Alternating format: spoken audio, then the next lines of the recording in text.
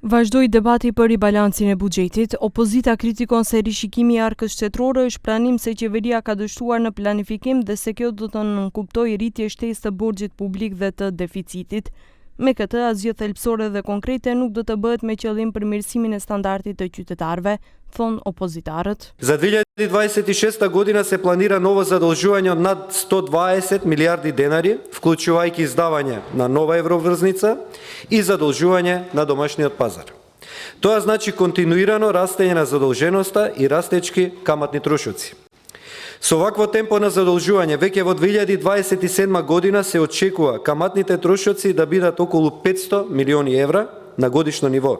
Значи 500 милиони евра само за камати.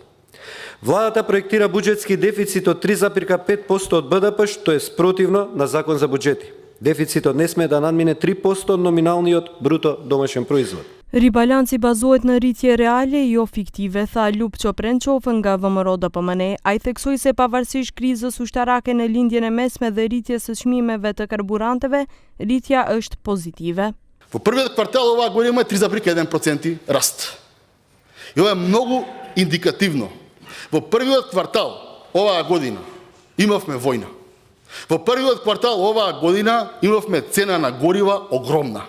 Во првиот квартал имавме цени за превоз, за загревање, се она значи енергија, качени за 100%.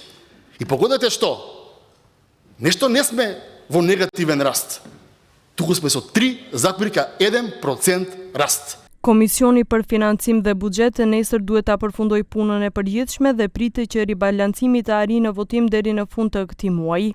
Për të janë dorëzuar gjithsej 224 amandamente, nga të cilat janë 90 të BDI-s, LSDM ka 78, Levica 51, kurse Vlen ka dorëzuar 5 amendamente.